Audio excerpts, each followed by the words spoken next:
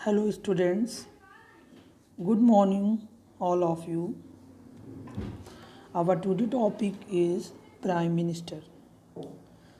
Okay students, तो आज हम लोग प्राइम मिनिस्टर की इंडिविजुअल किसी पर्सन की बात नहीं करेंगे। ओके स्टूडेंट्स, कि हम नरेंद्र मोदी जी के बारे में जानने जा रहे हैं या उनसे पहले जो प्राइम मिनिस्टर थे हमारे ex prime minister mister Manmohan Singh के बारे में बात करने जा रहे हैं। ऐसा कुछ नहीं है। आज हम लोग पोस्ट ऑफ प्राइम मिनिस्टर के बारे में बात करने जा रहे हैं। ठीक है students, post of prime minister कि प्रधानमंत्री की पोस्ट कैसी है। इंडिविजुअल किसी पर्सन की बात उसमें नहीं करेंगे हम, और सिर्फ प्राइम मिनिस्टर्स की पोस्ट की बात करेंगे। क्या उस पोस्ट की पावर्स हैं, कौन प्राइम मिनिस्टर बन सकता है। ओके स्टूडेंट्स, और वो प्राइम मिनिस्टर कैसे इलेक्ट होता है, ये सारे जो टर्म एंड कंडीशंस हैं उसको आज के इस सेशन में हम लोग अपने सारे डाउट्स क्लियर करेंगे। ओके स्टूडेंट्स, तो आज के इस टॉपिक के बाद, इस सेशन के बाद आपको प्राइम मिनिस्टर की पोस्ट को लेकर किसी भी तरह की कोई कन्फ्यूज़न नहीं रह जाएगी। सो स्टूडेंट्स, आज हम लोग अपने टॉपिक को स्टार्ट करते हैं, prime minister. Okay students, About me students, I am Shashi Mitra Maurya, Faculty of Social Science at TD Public School, Aliganj, Etah. Students, independent के बाद, देश की आज़ादी के बाद मैनी पर्सनालिटीज़ ने पोस्ट ऑफ प्राइम मिनिस्टर, जो प्रधानमंत्री का जो पद है, उसको ओथ ली, उस पर शपथ ली उन्होंने। या फर्स्ट जो हमारे प्राइम मिनिस्टर थे वो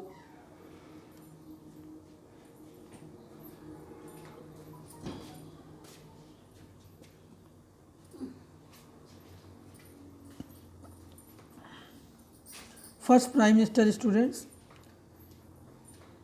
जवाहरलाल नेहरू जी, या जो करंटली पीएम है नरेंद्र मोदी जी।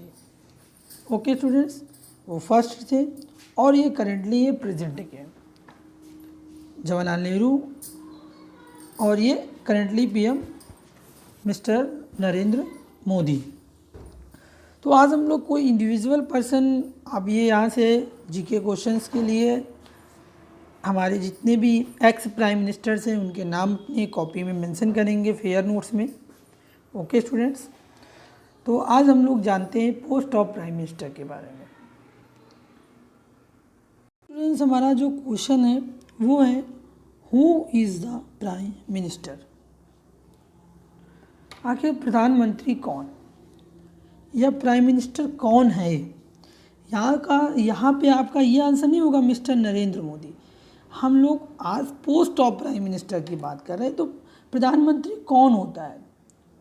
ओके स्टूडेंट, उसकी क्या पावर्स होती हैं, क्या उसकी एलिजिबिलिटी होती है, उसकी क्या टर्म एंड कंडीशंस होती हैं उस पोस्ट की। इन सारे क्वेश्चंस पे आज का हमारा सेशन फोकस्ड है। तो स्टार्ट करते हैं students. Basically the PM is the leader of the executive of our country. Previous session में या लेक्चर में आप लोगों ने एग्जीक्यूटिव्स के बारे में पढ़ा था, जिसमें आपने देखा था temporary executive and permanent executive. तो पीएम क्या है, आपने प्रीवियस क्लास में जान लिया था कि पीएम हमारे कौन होते हैं, एग्जीक्यूटिव होते हैं। और एग्जीक्यूटिव बॉडी किसको बोलते हैं, जो डिसीजंस को इम्प्लीमेंट करती है वो होते हैं एग्जीक्यूटिव। जो डिसीजंस को इम्प्लीमेंट करते हैं उनको we can call executive. Okay students, the PM is the leader of the executive of our country. यहाँ से हमारा फर्स्ट जो फीचर निकल के आया प्राइम मिनिस्टर पोस्ट का, कि जो प्राइम मिनिस्टर होता है वो हमारी कंट्री का एग्जीक्यूटिव होता है। Next, see and he is also the chief adviser to the president of our country. Next क्या है, चीफ एडवाइज़र। चीफ एडवाइज़र यानी मुख्य सलाहकार किसके होते हैं, प्रेसिडेंट के होते हैं।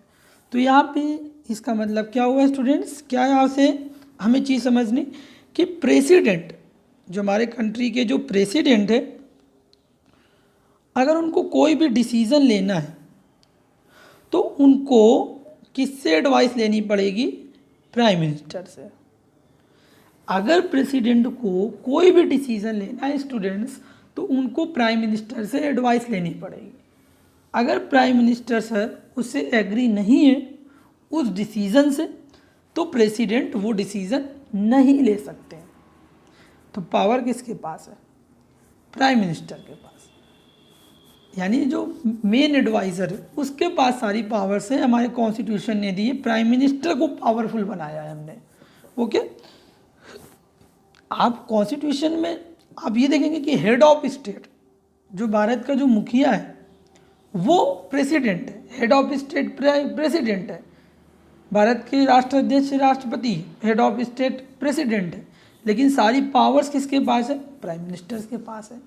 वो सिर्फ नॉमिनियल हेड है, सिर्फ नाम के ही मुखिया है, जबकि वर्क के अकॉर्डिंग, काम के हिसाब से जो हेड है वो प्राइम मिनिस्टर सर। अब यहाँ से आप देख लीजिए, प्रेसिडेंट हेड तो हैं, लेकिन वो कोई डिसीजन विदाउट परमिशन या एग्री के, प्राइम मिनिस्टर के परमिशन के बगैर वो कोई डिसीजन ले ही नहीं सकते।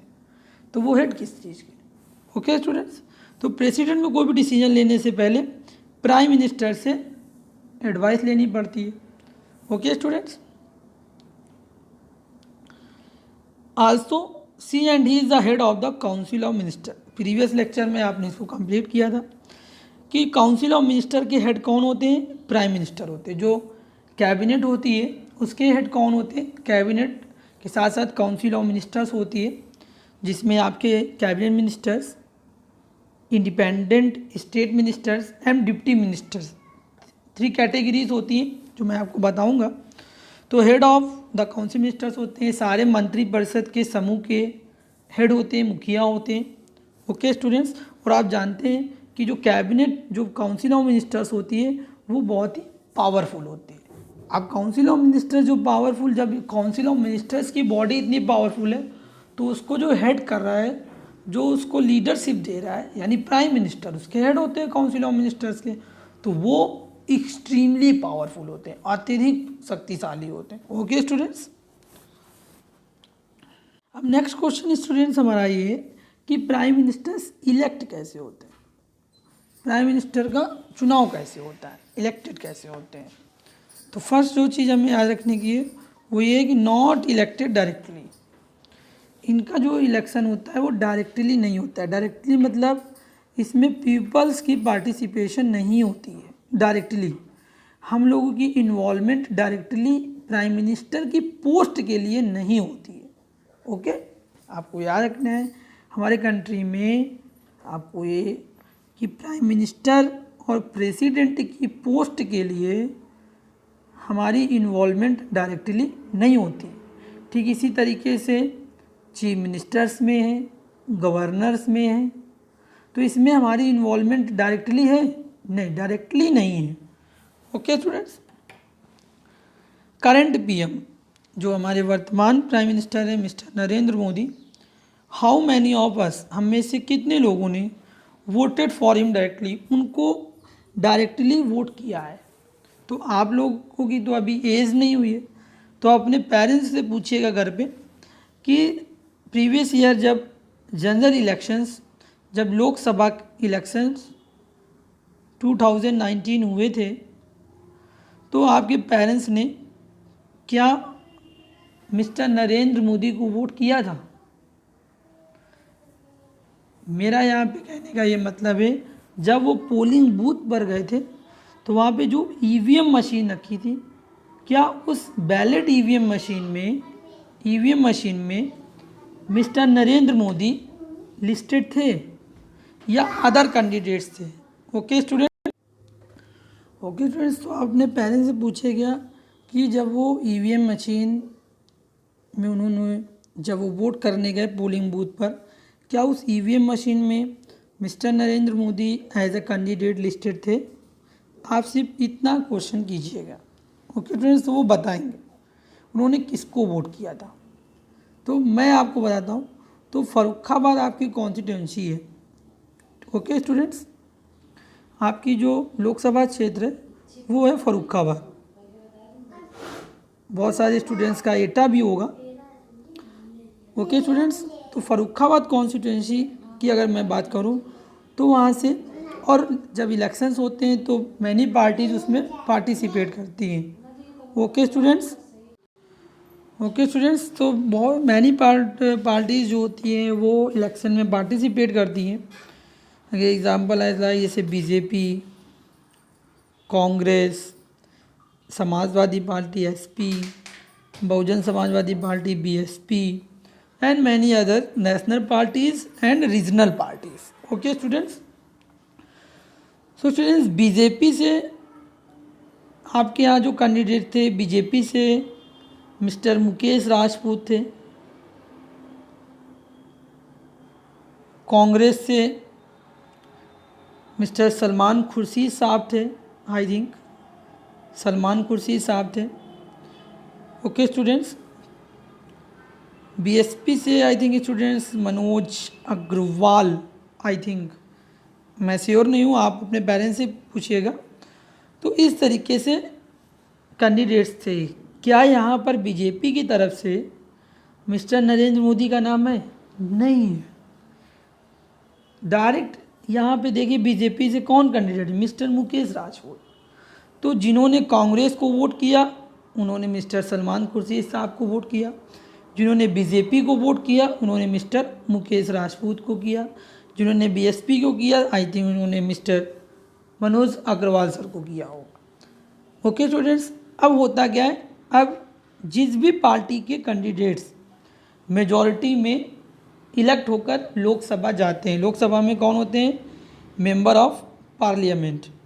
ओके, अब लोकसभा में जिस भी पार्टी के एमपीज ज़्यादा होंगे, ठीक है, उसी पार्टी के, तो ये लोग फिर उस मेजॉरिटी पार्टी के जितने भी एमपीज होते हैं अपने में से किसी एक एमपी को लिए एक एमपी को इलेक्ट करते हैं कि ये एमपी यानी ये member of parliament our country के, हमारे देश के या हमारी पार्टी के लीडर होंगे लोकसभा में, और ये हमको लीड करेंगे और हमारी पार्टी की तरफ से प्राइम मिनिस्टर के लिए नरेंद्र मोदी जी जो एमपी हैं, मेंबर ऑफ पार्लियामेंट है वाराणसी से, वो पार्टी के लीडर बनेंगे और वो प्राइम मिनिस्टर बनेंगे। तो डायरेक्टली कहाँ हुआ? तो नरेंद्र मोदी जी इलेक्शन लड़े थे as a MP, member of parliament election होता है। ओके स्टूडेंट्स, इसीलिए मैं ये कह रहा हूँ कि नॉट इलेक्टेड डायरेक्टली इसका इलेक्शन नहीं होता है। अब इस तरीके से चुनाव प्रचार इलेक्शन कैंपेन किया जाता है कि सबको लगता है कि हम मोदी जी को वोट कर रहे हैं, जबकि वो सिर्फ वोट करते हैं अपने एरिया के एमपी के लिए, अपने कॉन्स्टिट्यूंसी के मेंबर ऑफ पार्लियामेंट को वो इलेक्ट करते हैं। लेकिन जो पॉलिटिकल पार्टीज़ होती हैं बहुत ही, उनके जो कैंपेन होता है इलेक्शन कैंपेन बहुत ही स्मार्टली उसको रनअप करती हैं। तो हम लोगों को जो आम जनता, जो भोली भाली जनता होती है, उसको लगता है कि इलेक्शन किसका हो रहा है, हम अगर वोट कर रहे हैं मुकेश राजपूत जी को तो वो प्रधान, हम नरेंद्र मोदी को वोट कर रहे हैं, जबकि ऐसा कहीं पर भी नहीं होता है। तो ये इलेक्शन कैंपेन करने का अपना अपना मेथड है।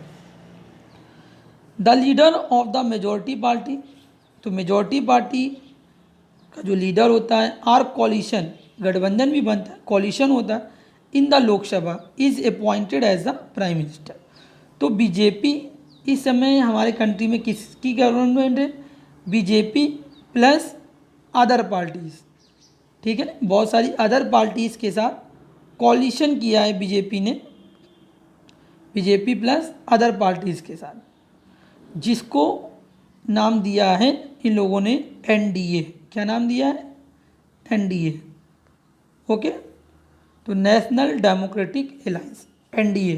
तो एनडीए फर्स्ट का टर्म खत्म हो गया है, अब एनडीए 2 चल रहा है, यानी 2014 में इलेक्शन विन हुए, 2019 तक गए, अब 19 में इलेक्शन विन हो गए, दोबारा जीत गए, और 2024 तक। ओके स्टूडेंट्स, तो एनडीए का इस समय गठबंधन है, कॉलिशन है। तो इस एनडीए के जो लीडर हैं वो हैं मिस्टर नरेंद्र मोदी, जो प्राइम मिनिस्टर हैं जो एनडीए को लीड कर रहे हैं। ओके स्टूडेंट्स, अगर मैं कांग्रेस की बात करूं तो इसी तरीके से एक अलायंस है कांग्रेस प्लस अदर पार्टीज, तो उस अलायंस का नाम है यूपीए। क्या नाम है? UPA, United progressive alliance. इसका फुल फॉर्म है यूनाइटेड प्रोग्रेसिव अलायंस, यूपीए। तो यूपीए का ये अलायंस है, इसको लीड कर रहे थे मिस्टर राहुल गांधी जी, जिनकी पार्टी को मेजॉरिटी नहीं मिली तो वो प्राइम मिनिस्टर नहीं बने। तो यूपीए एंड एनडीए बहुत ही इंपॉर्टेंट है, याद रखिएगा आप लोग।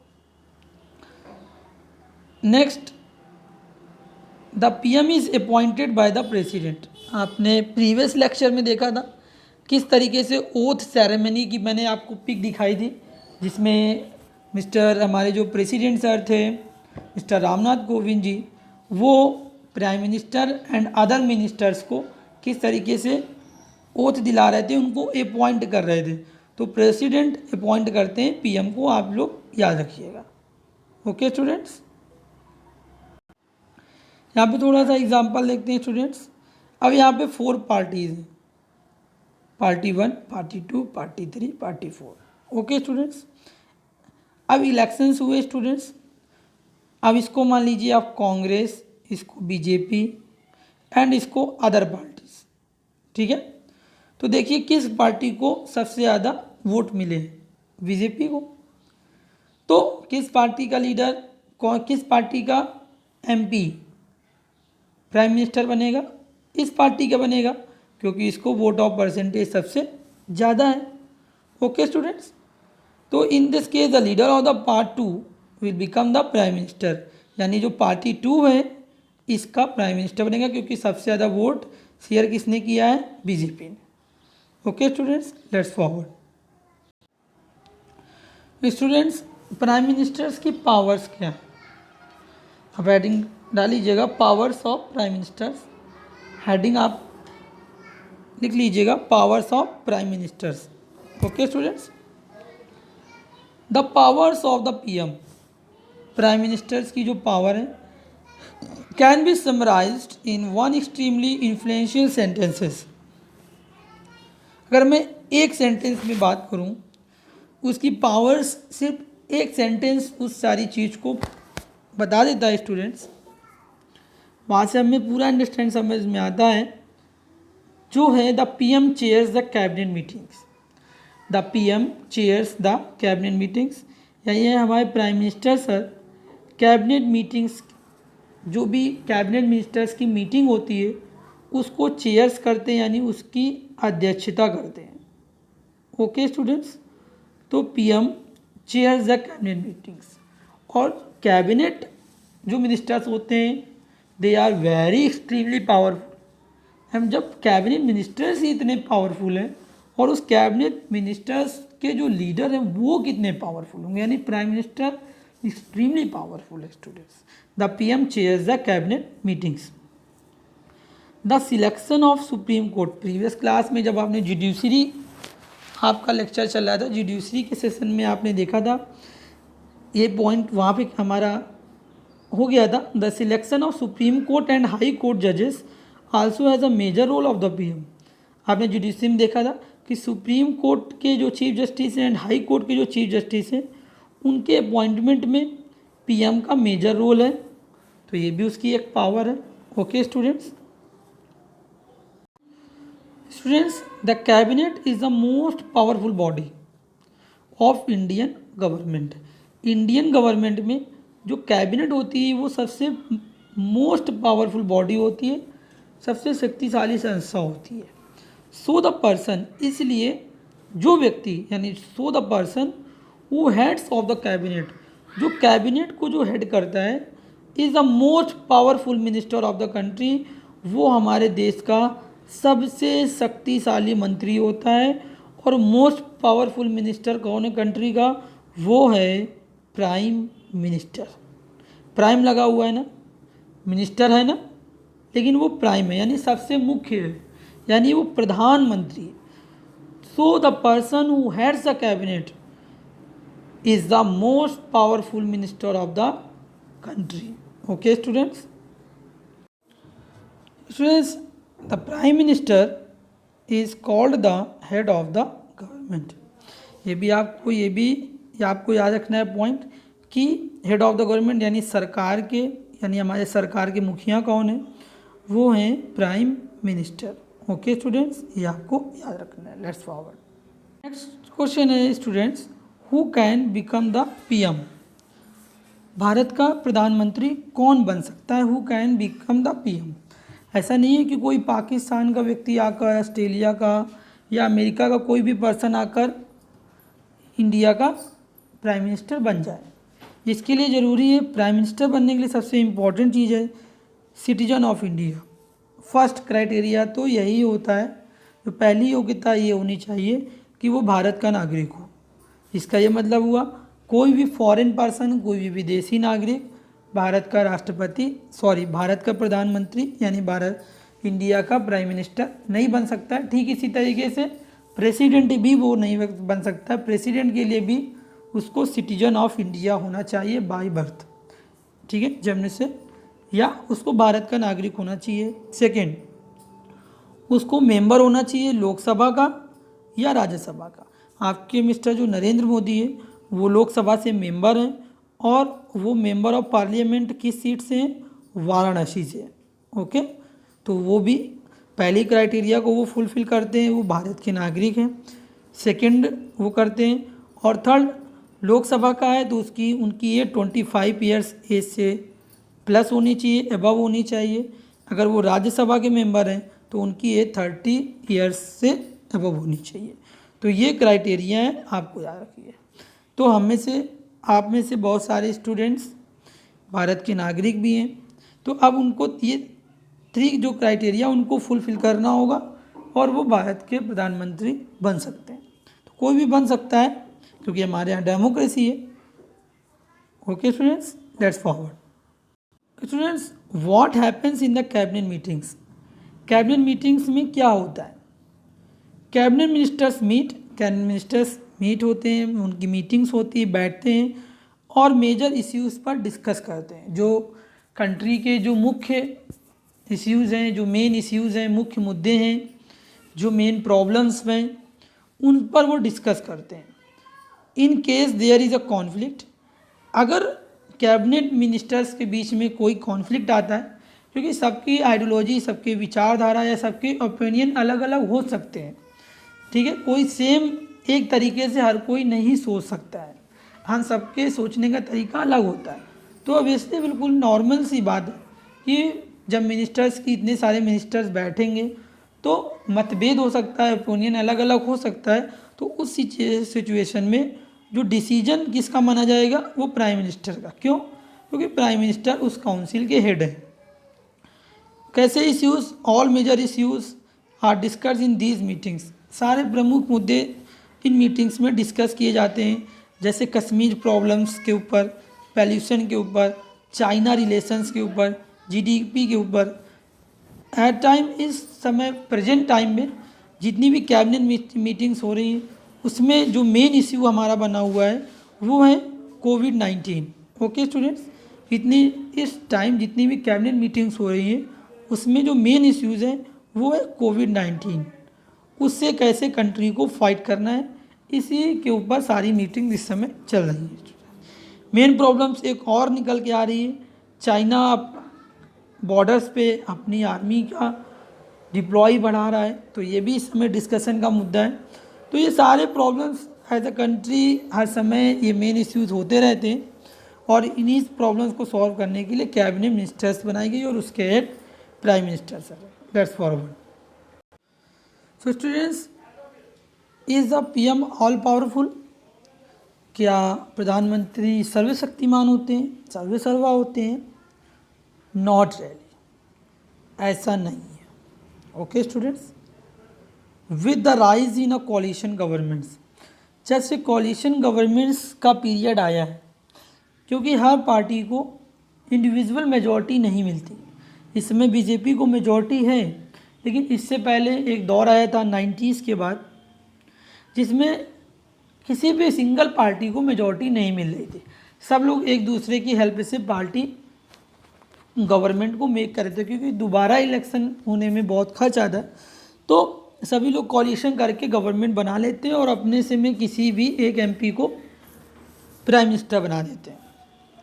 तो जब से कॉलिशन गवर्नमेंट्स का पीरियड आया है, the absolute power the PM has reduce, तो जो पीएम के पास एब्सोल्यूट पावर्स हैं वो कहीं ना कहीं थोड़ी कम हो गई हैं। PM has reduce considerably, the PM has to take decisions, जब पीएम डिसीजंस लेते हैं तो कीपिंग इन माइंड, उनके दिमाग में वो याद रखते हैं कि हमारी जो सरकार है वो अलायंस पार्टी से मिलकर बनी हुई है।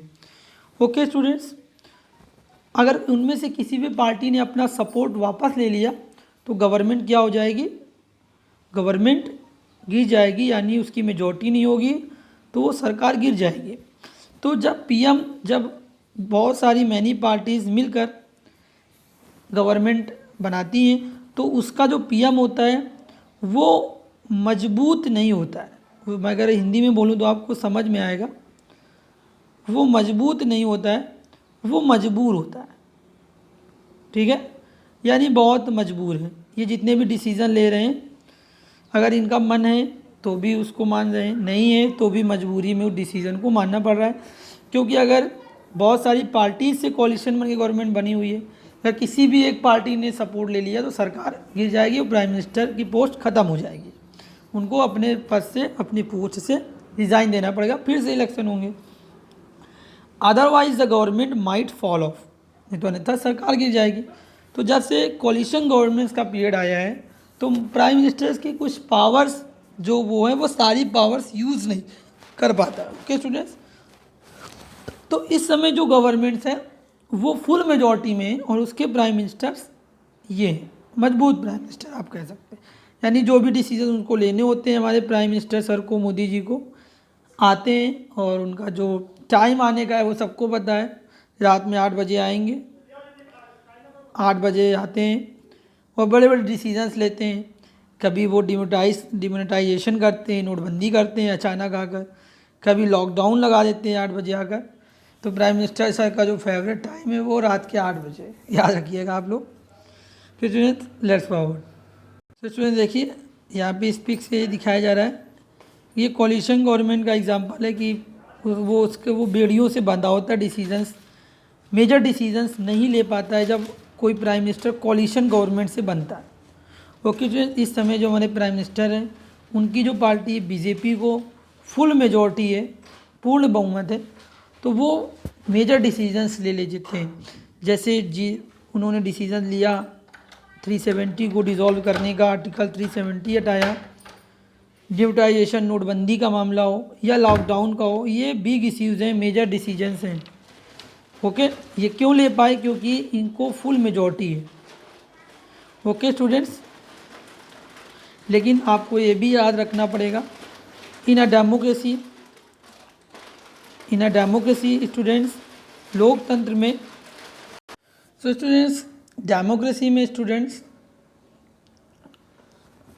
ये आपको याद रखना चाहिए कि प्राइम मिनिस्टर किसी भी सिंगल पार्टी को, मेरा जो पर्सनल ओपिनियन है, फुल मेजॉरिटी मिलना ठीक है, लेकिन जानते हैं ना आप कि ज़रूरत से ज़्यादा किसी के पास चीज़ें नहीं होनी चाहिए। नहीं तो होता क्या है, उस पार्टी का जो प्राइम मिनिस्टर होता है वो as a dictator role play करने लगता है। ओके स्टूडेंट्स, तो कहीं ना कहीं डेमोक्रेसी में ये जो हमारे जो इस पे जो नोबेल्स हैं, जो विद्वान लोग हैं, जो पॉलिटिकल साइंटिस्ट हैं, उनका ये मानना है कि डेमोक्रेसी में जो विपक्ष है, जो चुनाव हार जाता है, उसको भी थोड़ी मजबूती मिली, यानी उसकी भी कुछ न कुछ सीटें, विपक्ष मजबूत होना चाहिए जिससे वो प्रेशर कर पाता है गवर्नमेंट के ऊपर कि वो जनता की भलाई के लिए काम करे। ठीक है, तो विपक्ष का होना भी बहुत ज़रूरी है स्टूडेंट डेमोक्रेसी में। ओके स्टूडेंट्स, हमारी कंट्री में बिल्कुल यही है। हमारे यहाँ जो गवर्नमेंट होती है वो इक्वल रिस्पेक्ट देती है हमारे यहाँ अपोजिशन को, यानी विपक्ष को वो इक्वल रिस्पेक्ट देती है। उनकी बातों को हमारी सरकार मानती है। तो हमारे यहाँ ऐसा कहीं नहीं है कि हमारे प्राइम मिनिस्टर सर डिक्टेटरशिप की तरीके बहुत ही अच्छे से वर्क कर रहे हैं। आप कुछ चीज़ों में आप उनसे एग्री हो सकते हैं, कुछ डिसीजंस में आप उनसे एग्री नहीं हो सकते। तो डेमोक्रेसी का यही फंडामेंटल बेस है। लोकतंत्र में सभी लोग अगर सहमत होंगे तो कहीं ना कहीं ये लगेगा कि फ्रीडम ऑफ एक्सप्रेशन नहीं है। ठीक है, तो कुछ लोग सहमत होंगे, कुछ लोग आपसे डिसएग्री होंगे, कुछ एग्री होंगे। यही डेमोक्रेसी की फंडामेंटल है। ओके स्टूडेंट्स, और इसको हमें रिस्पेक्ट करनी चाहिए। आपसे कोई एग्री हो या ना हो, वो उसका पर्सनल ओपिनियन है। आपसे अगर कोई एग्री नहीं है तो इसका ये मतलब नहीं है कि आप उससे फ्रेंडशिप ख़त्म कर दें या उससे आप लड़ाई लड़ें। वो उसका पर्सनल मैटर है, वो आपसे एग्री नहीं है।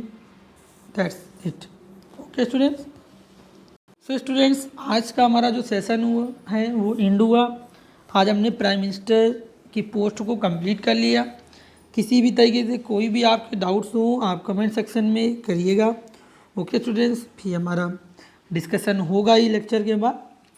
Okay, thank you students.